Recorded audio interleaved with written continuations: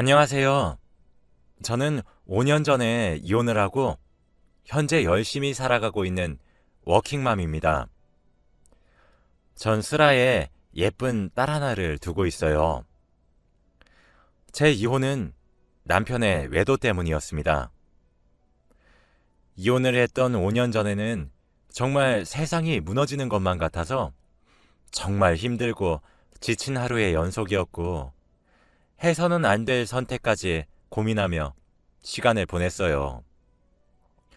마음속엔 악만 가득 찼고 어떻게 하면 저 나쁜 것들한테 복수를 할까 하는 생각으로 하루를 버티고 버텼습니다.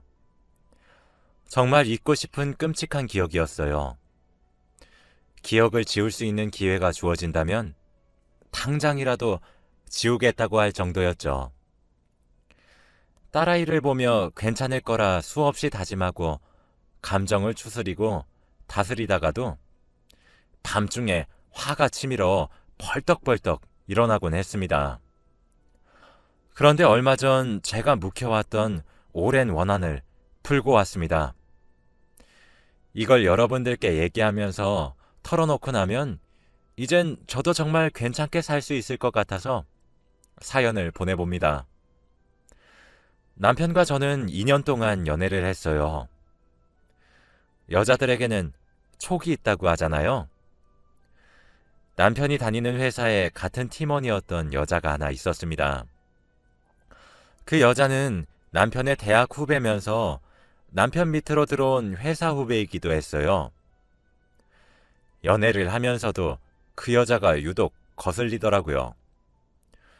연애 시절에 남편과 함께 밤을 보내며 분위기를 한번 잡아볼까 싶으면 그 여자가 그 오밤중에 고민이 있다며 남편에게 연락하기 일쑤였고 남편을 불러내어 술자리도 자주 가졌거든요.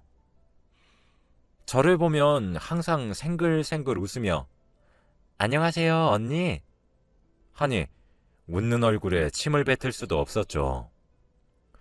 전 당시 남자친구였던 남편에게 행실을 똑바로 하라고 할 수밖에 없었습니다. 어차피 여자친구는 저였으니까요.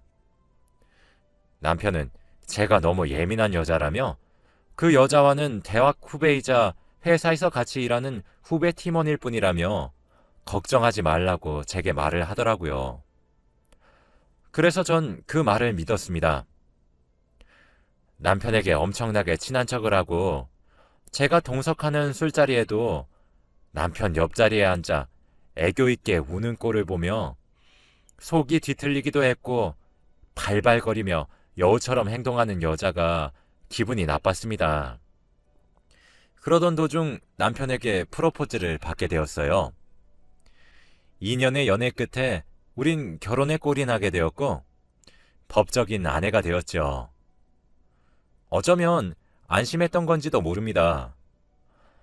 남편도 법적으로 가정을 가지게 되었으니 유혹에 넘어가지 않으리라 철석같이 믿었으니까요. 우린 신혼여행을 갔다가 아이를 선물 받았어요.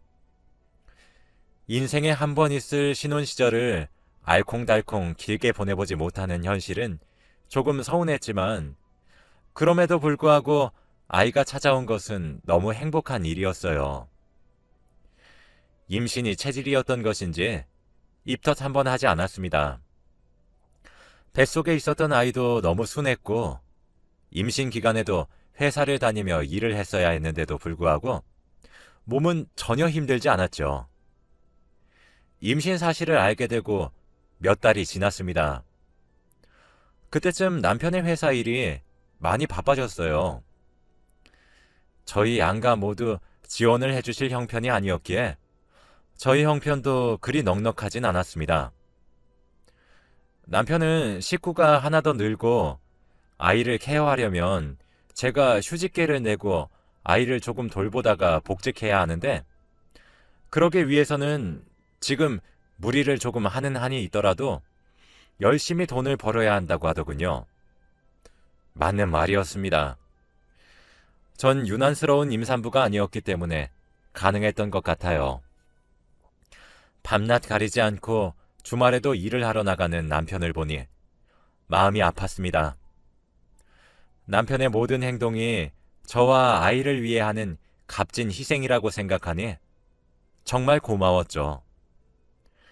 남자는 결혼하면 철이 든다더니 진짜인 것 같았습니다. 출산이 임박하게 되면서 회사에 휴직계를 냈어요. 밤에 혼자 잠에 들기도 했고, 일어나면 남편이 이미 집에 없는 현실이 너무 외롭기도 했지만 제가 투정을 부리면 안 된다고 생각했어요. 저도 남편과 손을 잡고 주말에 산책을 나가며 데이트를 하고 싶었지만 얘기조차 꺼내기 미안해졌어요. 그렇게 우린 아이를 낳았습니다. 예쁜 공주님이었죠. 저와 남편의 예쁜 부분만 어쩜 그렇게 쏙쏙 골라서 닮았는지 눈에 넣어도 아프지 않겠다는 말을 전 그제서야 실감할 수 있었어요. 한 해, 두 해 지나가면서 아이의 새돌이 되기 전이었던 어느 여름날이었습니다. 제게 메시지가 한 통 왔더군요. 익명으로 말이에요. 의아해하면서 메시지를 확인했습니다. 그 메시지는 남편과 후배라고만 했던 그 여자가 함께 으슥한 골목에서 손을 잡고 나오는 사진이었습니다. 당신 남편 바람피고 있어요. 아무것도 모르고 있는 당신이 불쌍해서 알려드려요. 라는 짧은 문장도 첨부되어 있었죠. 기절할 것만 같았습니다. 누군지는 모르겠더라고요. 남편의 지인 중 한 명이겠거니 예상했습니다. 지금 생각해보면 정말 제가 얼마나 불쌍하고 안타까웠으면 제게 저렇게까지 하면서 알려주었나 싶기도 해요. 너무 믿기지 않으니 오히려 얼떨떨해지더군요. 그때부터 남편의 모든 행동에 의심을 품기 시작했습니다. 근데 익명의 제보자의 말이 진실이더군요. 남편은 바람을 피고 있었습니다. 상대는 정말 후배라고 말한 그 여자였어요. 먼저 남편의 공인인증서를 이용해 거래 내역을 먼저 조회했습니다. 저는 남편이 외도를 하고 있다는 진실보다 더 충격적이었던 것은 외도의 기간이었어요. 남편의 값진 희생이라고 생각했고 열심히 돈을 벌기 위해 고생하는 남편에게 마음 한켠에 미안한 감정과 고마운 감정이 뒤섞여 있었는데 세상에 남편은 제가 임신을 하고 몇 달 뒤 회사가 바빠졌다고 말했던 시기부터 외도를 해왔더군요. 그 시기쯤부터 결제 내역들이 나열된 걸 확인해 보았는데 정말 세상이 무너지는 것 같았습니다. 아이를 임신했을 때부터 지금까지 3년이 넘는 시간 동안 이미 둘의 사이는 깊어질 대로 깊어졌더군요. 아마 그때 느꼈던 감정은 겪어보지 못하면 아무도 이해하지 못할 거예요. 그날 저녁 아직도 또렷하게 기억이 납니다. 남편이 퇴근하고 집으로 돌아오길 기다렸어요. 남편에게 프린트한 거래 내역을 던지며 어디 한번 해명해보라고 소리를 질렀습니다. 그런데 그때 남편이 어떻게 했는지 아세요? 짐을 싸서 나가버렸어요. 그 당시에 남편은 그 여자에게 미쳐 있었죠. 우리 애 아이고 뭐고 그 여자가 혼자 살고 있는 집으로 들어가 살림을 차리더라고요. 남편에게 배신감이 미친 듯이 들었습니다. 전 그때부터 술에 의지하기 시작했고 매일 술을 마셔야 겨우 잠에 들 수 있을 정도였어요. 아이랑 같이 세상을 떠날까 하며 나쁜 생각도 많이 했습니다. 전 당연히 우울증에 걸렸죠. 저희 엄마가 제가 하도 연락이 몇 달 동안 제대로 되지 않아 신혼집으로 찾아오셨는데 술병이 널브러져 있는 집안 꼴과 피폐해질 대로 피폐해진 초췌해진 딸의 몰골을 보고 모든 것을 직감하셨죠. 얼마나 억장이 무너졌을까요? 엄마 손에 이끌려 소위 말하는 정신과에 갔어요. 우울증이라고 하더군요. 그렇게 몇 달을 약에 의지하고 술에 의지하며 살았습니다. 꼴에 이런 것도 엄마라고 저만 보면 생글거리며 웃어주고 제가 울고 있으면 달려와 꼭 안아주는 아이를 보며 정신을 차려야겠다고 다짐했어요. 그때까지 이혼은 생각조차 하지 않았습니다. 남편에게 만나자고 했고 남편에게 말했어요. 기다릴 테니 가정으로 빨리 돌아와 달라고 말이죠. 남편은 코드숨을 치며 고민해 보겠다고 말하며 저를 비웃고 그 여자의 집으로 가더군요. 그러면 안 되었지만 남편의 뒤를 밟아 그 여자가 사는 집 주소를 알아냈습니다. 남편이 들어가자마자 제가 초인종을 눌렀어요. 문이 살짝 열리길래 문을 젖히며 집 안으로 쳐들어갔습니다. 참, 집골이 가관이더군요. 둘이서 신혼살림을 차렸더라고요. 슬리퍼부터 컵까지 모든 게 2개씩 쌍을 지으며 있었고 언제 찍은 건지 둘이서 결혼 컨셉으로 하얀 원피스와 까만 수트를 입고 찍은 커플 사진이 현관 근처 선반에 액자에 넣어 올려져 있었어요. 억장이 무너졌습니다. 그럼에도 제가 할 수 있는 건 그 낯짝 두꺼운 상간녀에게 부탁하는 일이었어요. 남편과 제발 헤어져 달라고 말입니다. 지금 당신이 우리 가정을 박살내게 하고 있는 거 알고 있지 않느냐고. 남편이랑 나 사이에 아이도 있는데 아이에게 아빠를 뺏어가지 말라고. 우리 가정으로 남편을 다시 돌려달라고. 그럼 나도 넘어가겠다고 울면서 빌고 또 빌었습니다. 그런데 남편은 그런 저를 내쫓아내려고 하고 있었어요. 그런 남편 곁에 서서 상간녀가 절 내려다보며 비웃으며 말하더군요. 언니, 너무 추하지 않아요? 이거 해도 너무 구질구질 하잖아요. 언니는 자존심도 없어요? 그리고 가정으로 돌아가는 건 오빠 마음이죠. 혹시 돌아간다고 해도 진정으로 마음이 돌아간 거겠어요? 몸뚱아리만 간 거죠. 오빠가 저랑 조금만 더 놀다가 알아서 들어가겠죠. 언니가 이러면 이럴수록 오빠가 언니에게 더 질리지 않을까요? 라면서요.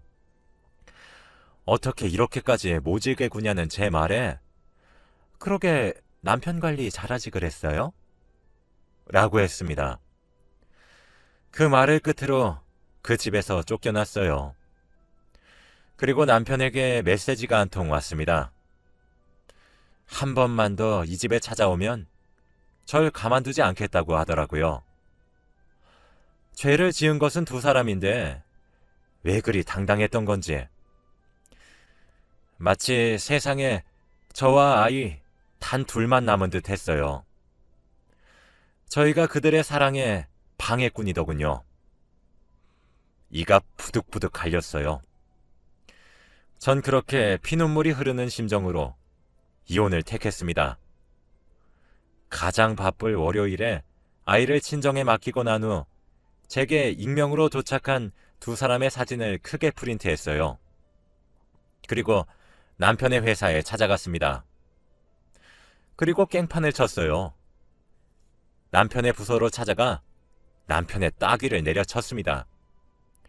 순간 정적이 흘렀고 전 고래고래 소리를 지르며 남편이 상간녀와 함께 나오는 사진을 던지며 네가 사람이야 라고 악을 질렀죠. 부장이며 차장이며 죄다 뛰쳐나와 절 말리더군요. 남편은 제가 던진 사진을 보고 급하게 자리를 비웠습니다. 상간녀는 마침 외근으로 자리를 비웠더군요. 전 눈앞에 상간녀를 데려오기 전까지 못 나가겠다고 버텼어요. 회사의 공기는 얼어붙었죠. 그렇게 2시간 정도 기다렸을까? 그동안 부장님은 제게 머리 숙이며 부하 직원들의 관리를 제대로 못해서 죄송하다며 사과하시더군요. 그때 오랜 시간 상사들이 설득해서 그런지 남편과 상간녀 둘이서 나란히 들어왔습니다. 전 상간녀에게 뛰어가 머리채를 휘어잡고 이리저리 흔들었어요. 네가 원하던 거 이거 아니야? 남편 간수를 잘해? 너나 잘해! 라며 악을 썼고 눈물바람으로 정말 난동을 피웠어요. 하긴 딱 봐도 초췌한 여자가 남편이 바람나서 찾아왔더니 그 후배가 상간녀라는데 어느 누가 절 말릴 수가 있겠나요? 그렇게 회사를 들쑤시고 집으로 돌아갔습니다. 돌아가는 길에 제 손을 보니 상간녀의 머리카락을 제가 참 많이도 뽑아왔더군요. 폭행으로 고소해도 상관없겠다는 생각이 들었습니다. 전 이혼 소송과 상간녀 소송도 함께 진행했어요.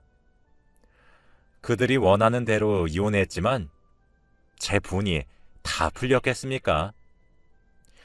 그 이후로도 저는 가슴이 멍울진 채로 살았어요.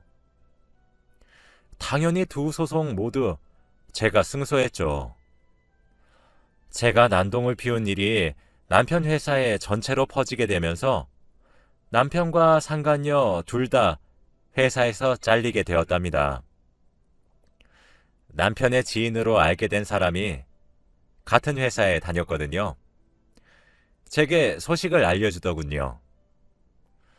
불륜으로 소문이 나서 더 이상 직장을 다닐 수 없을 정도였다고 합니다. 2 사람이 일을 하던 업계는 좁디 좁아서 한번 그렇게 소문이 나니까 둘 다 재취업은 꿈도 꾸면 안 된다고 했죠. 2 사람이 퇴사하고 난 이후에도 한동안 소문이 참 많이도 돌았다고 하더라고요. 남편과 제 사이에 아이가 있어서 그런지 남편은 정기적으로 볼 수밖에 없는데 남편은 직장에서 잘리고 난 이후 생활비와 양육비를 벌어야 했기에 노가다 일을 시작했고 하루 벌어 하루 사는 삶을 살더라고요. 세기의 사랑을 하는 양 당당했던 2 사람은 그렇게 인생이 망하는구나 싶어서 고소했어요. 그런데 그것도 잠시 상간녀는 재취업은 아예 포기한 모양인지 카페를 열어 창업을 시작했는데 이게 대박이 터져서 오히려 더 성공했더라고요. 하늘도 무심하시지. 어쩜 이렇게 세상을 불공평하게 살게 하나 싶었어요. 당연히 모아놓은 돈은 제게 위자료로 털렸고 쥐뿔도 없는 남편은 상간녀에게 버림을 받았죠. 그냥 크게 망신 준 것으로 끝내자 하며 제 스스로 다독이길 몇 년이 지났습니다. 요즘엔 마케팅을 SNS로 하시는 것을 아시나요? 저도 이게 증오인지 집착인지 모를 감정에 사로잡혀 그 여자의 가게 계정을 주기적으로 보기 시작했어요. 그렇게 알게 되었습니다. 상간녀의 결혼 소식을요. 천성이 발발거려 그런 건지 주목을 받지 못하면 죽는 병이라도 걸린 건지 SNS에 결혼을 준비하는 모든 과정을 올려놓았더군요. 시간과 장소까지 아주 상세히 말이에요. 그러면서 이제 운명의 짝을 만났으니 행복한 가정을 꾸리는 일만 남았다고 합니다. 디데이를 헤아리는데 얼마나 기가 찼는지 몰라요.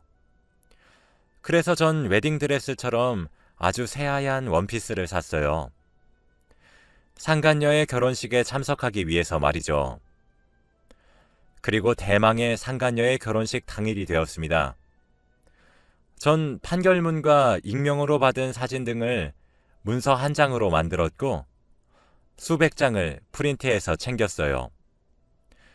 다들 아실지 모르겠지만 상간녀 소송이 끝나면 판결문을 받을 수 있는데 판결문에는 피고가 원고의 배우자와 외도를 했다는 내용이 짧게 명시되어 있어요. 결혼식장에 도착했고 전 신부 대기실을 찾아갔습니다. 그곳에서 절 알아본 신부의 표정이 얼마나 처참하셨는지 아시나요? 어찌나 웃기던지 오랜만이야 정희씨. 결혼 정말 축하해. 라고 말을 하고 함께 사진도 찍었죠. 소곤거리며 제게 여긴 어떻게 알고 왔냐고 하더라고요. 전 나는 네가 결혼을 하면 결혼식장에 미친 듯이 찾아와서 회방을 놓을 거야. 오늘은 그 첫 시작 단추를 채우는 날이고 하며 같이 속삭여 주었어요. 제발 결혼을 무사히 하게 해달라고 속닥거리며 제게 빌더군요. 그러게 행실을 똑바로 하지. 안 그래? 네가 하는 거 봐서 생각해 볼게. 라고 말하며 전 일어섰고 나중에 식장에서 보자 정희씨 하며 식장으로 향했습니다. 저도 사람인지라 긴장이 되었어요.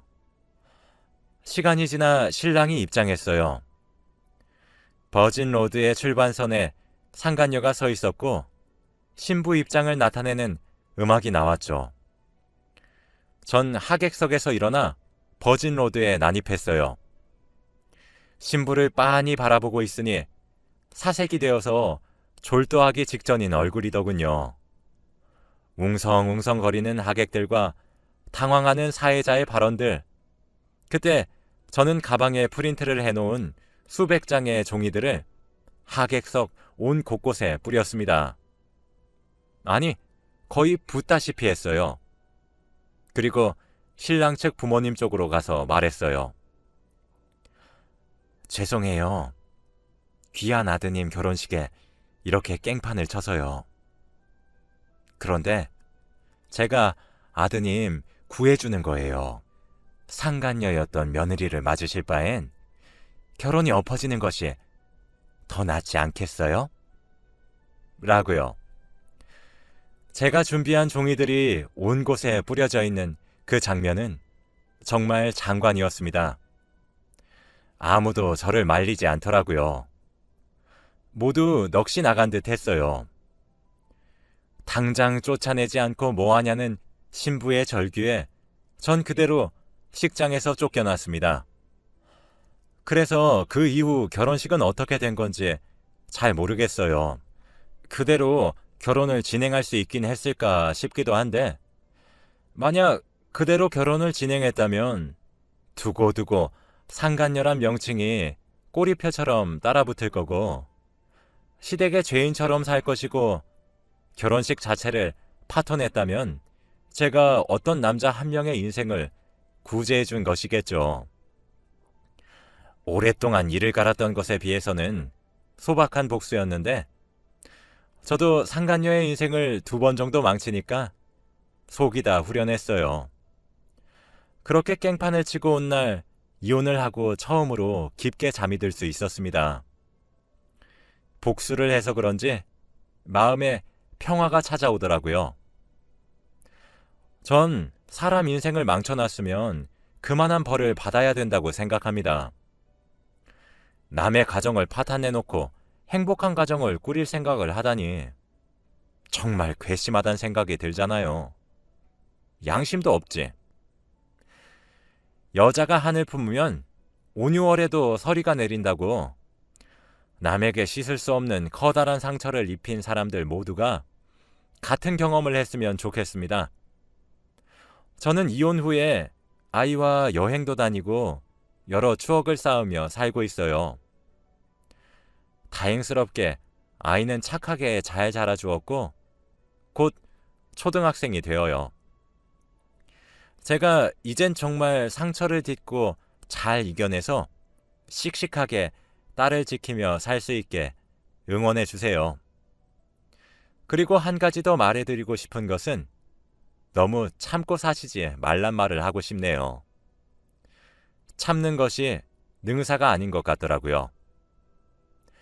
제 긴 이야기를 들어주셔서 감사합니다.